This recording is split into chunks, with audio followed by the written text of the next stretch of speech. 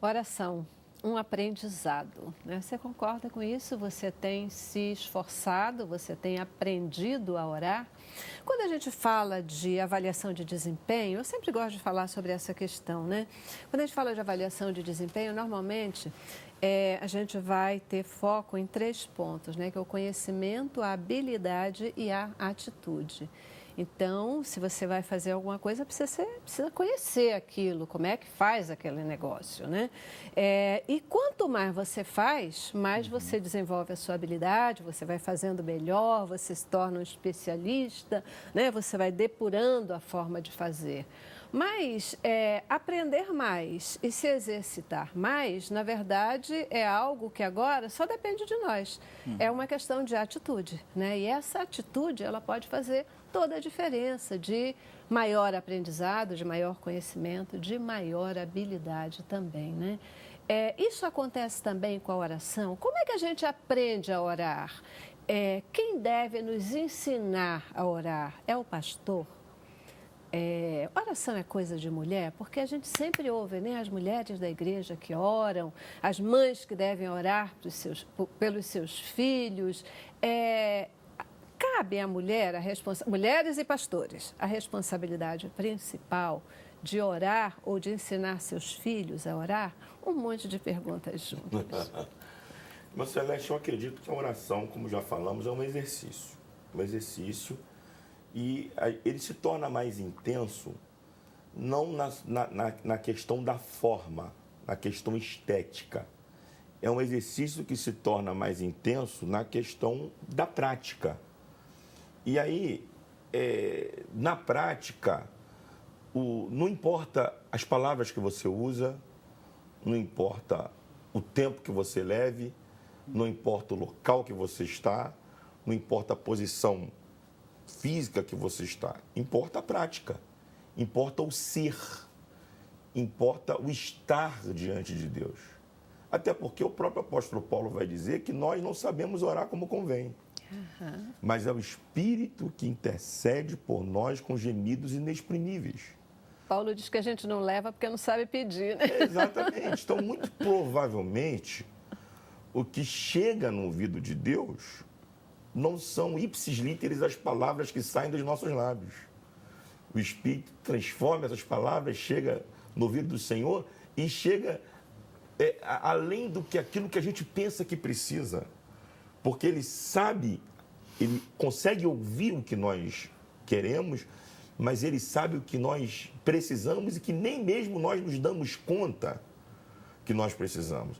Então, a gente precisa, assim, nós precisamos nos descolar um pouco da questão estética da oração e focar na questão do ser, do estar, do se deleitar na presença de um Deus que não tem protocolos. É isso aí. Não tem regras, não tem tem um calendário. Um calendário, algo pré-definido. Não, você só pode entrar na minha presença. Agora mesmo, construir um determinado templo em que se tem uma série de protocolos para entrar ali. E até nas nossas igrejas também tem alguns protocolos para entrar. Não se pode entrar assim, não se pode entrar assado. Mas na presença de Deus você entra de qualquer jeito. Você entra, como o Gustavo falou, você é. Na presença de Deus a gente é. A gente não precisa estar inventando nada. Então a oração é algo mais simples do que a gente imagina. O que a gente precisa mesmo é exercitar esse poder tremendo que está na nossa mão, que é o poder da oração. Por isso que eu digo que essa questão de você ter uma noção que o Pai é nosso, porque a oração não é só você, né? A oração é para o outro. Isso. A oração ela é para o outro. Então, se eu só entro na presença de Deus, você vê isso no apóstolo Paulo, estava sempre orando pelo outro, né? Pela igreja. Isso. Por aqueles que nem eram da igreja, né? O próprio Jesus Cristo também orou por nós. Ele orou por nós. João 17, né? Verdade. Pedindo para que o Senhor não nos tirasse do mundo, mas nos livrasse do mal. Então, assim, a oração, ela é para o outro. Essa questão da mulher é muito interessante. É porque teve um tempo em que a mulher não saía para trabalhar, né? Então, era notório você ver mais mulher na igreja do que homens. Os homens estavam trabalhando, de dia as mulheres lá, orando. Círculo de oração. Círculo de oração, você vê mais mulher por causa disso, né? Mas hoje já mudou muito isso, né?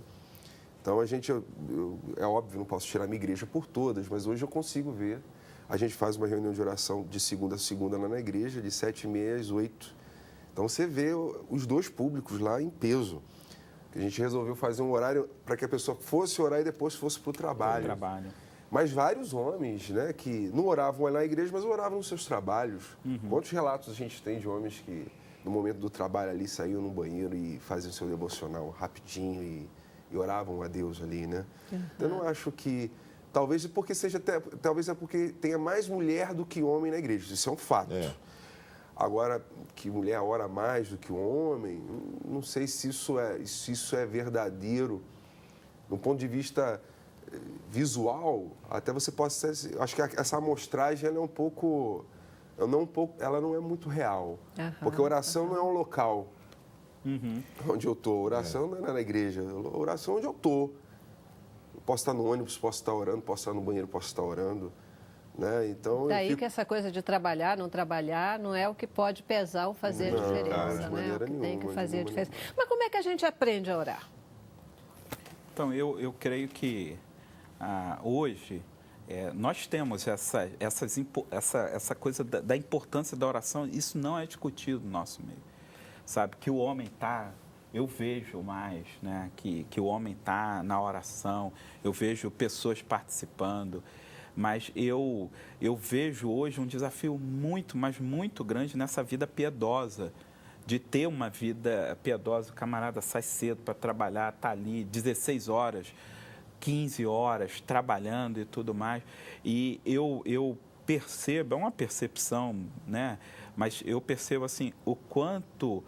hoje, cada vez mais, há uma, não só uma negligência deliberativa, mas há uma ação de entendimento de que, olha, nós não podemos ir mais adiante. Isso que o Gustavo Legal falou sobre a palavra do pastor Wander, olha, quando nós nos reunimos, quando nós nos juntamos, Deus faz coisas extraordinárias.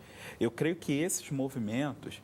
eles são movimentos, sim, de toda a igreja, mas são movimentos que nós, homens, temos que puxar. São coisas que nós temos que assumir e falar o seguinte, olha, nós caminharemos com os nossos filhos, com os mais jovens, venham porque isso tem mudado a minha vida. Né? Voltando ao início, olha, eu me lanço nisso porque eu vi na vida do meu pai. Eu acho que falta um pouco dessa responsabilidade, desse abraçar, de colocar essa camisa. Nós não vamos ter um modelo, né? É bem interessante que Jesus ele dá uma caminhada de oração, né?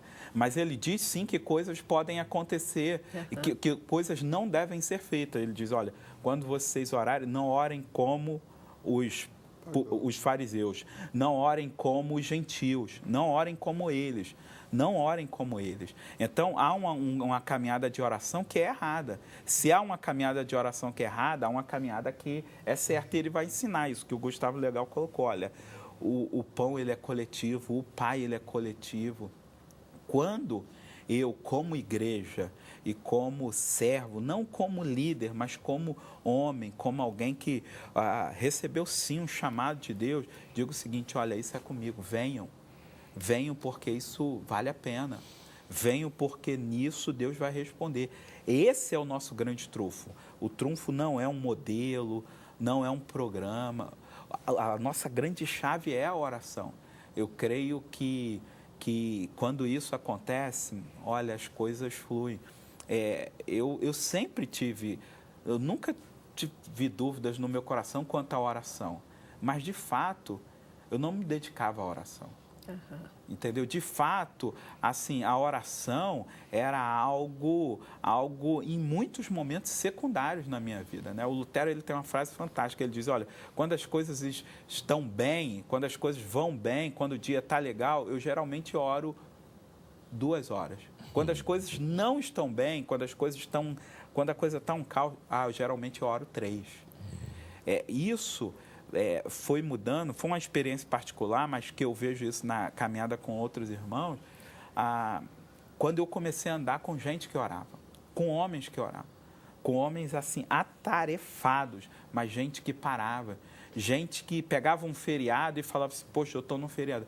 Esse tempo eu vou dedicar à oração, eu vou separar um tempo, eu vou investir, e eu vou investir tempo nisso. Eu acho que hoje nós temos uma igreja muito boa, a nossa igreja hoje ela é muito capaz. A igreja, não sei se vocês concordam, assim, ela está numa fase muito boa, tem recursos, né? Tem gente capacitada. Eu acho que a gente poderia dar uma chacoalhada maior, mexer nisso. Acho que caminhada da oração. Vocês estavam falando nessa coisa que a gente percebe, né, na vida das pessoas, uma pessoa que é uma pessoa de oração. É interessante, né, porque uma pessoa que ela tem a oração como essa base, como esse princípio de vida, de repente às vezes você está na rua, está conversando, não sei o quê, papapá, de repente acontece alguma coisa, está tudo certo. Vamos orar? E a gente está ali rapidinho, ora, agradece a Deus, ou pede a Deus, mas coloca diante de Deus aquela questão. Né? Tudo é motivo para você dizer, vamos orar, né? Vamos orar. E a oração flui, porque parece que se não orar, algo não fica bem, parece que está faltando direção, parece que está faltando alguém aqui nessa relação, né? E orar é trazer Deus assim para uma presença, para uma participação muito mais próxima do dia a dia da gente. Perfeito. Assim como o ser físico precisa de alimento, precisa de água diariamente, o ser espiritual precisa de orar, precisa de estar em comunhão com Deus. O grande problema que eu vejo é que as práticas de vida cristã fundamentais, de uns anos para cá, elas começaram a não ter mais o seu devido valor dentro das nossas estruturas de igreja. E, infelizmente, nós, como pastores, precisamos fazer uma meia-culpa no sentido de que essa falta do devido valor tem começado lá do altar. Sim. Porque é lá do altar que vem a direção para a igreja. É lá do púlpito que vem o caminho para a igreja. Então, se eu estou numa igreja onde eu não sou incentivado a orar, onde eu não sou incentivado a estudar a palavra, a ter uma vida devocional, com certeza, isso não vai ser uma realidade na minha vida. E nós estamos vivendo um momento em que essas práticas não são difundidas por uma única razão. Quanto mais eu oro e quanto mais eu leio a palavra, mais em comunhão eu estou com Deus. Quanto mais comunhão eu tenho com Deus, mais discernimento eu tenho das coisas. E, infelizmente, em muitos lugares, não há o interesse em que as pessoas tenham discernimento. Em muitos lugares, o que se quer é um público grande em que lá do púlpito você determine o que as pessoas tenham que fazer ou não tenham que fazer. E quando eu começo a orar, eu sou menos influenciado no horizontal e sou mais influenciado no vertical. Pastor, essa é uma dificuldade. Perfeito. Eu quero pegar isso que o senhor está colocando. Já preciso fazer de novo intervalo, né? Vou dar minha paradinha e a gente volta ainda para um bloco de debate. Mas eu quero pegar isso que o senhor está falando para levar para um outro campo. Não necessariamente o campo da igreja, mas o campo da família. Porque o tempo todo a gente discute o papel do homem como o cabeça, né? O cabeça da família, aquele que tem a autoridade perante a família. E aí, eu queria poder provocar vocês nesse sentido. E quanto à oração? Qual é o papel desse líder, o papel desse pai, o papel desse cabeça, dessa autoridade perante a sua família com relação à oração? Todas essas questões que o senhor acabou de colocar, elas se aplicam também ao contexto familiar? Quais os benefícios da oração no seio da família e, especialmente, impulsionadas por esse líder, o cabeça, o pai? Ok? Logo depois do intervalo. Vamos lá. Cabeça pra cima.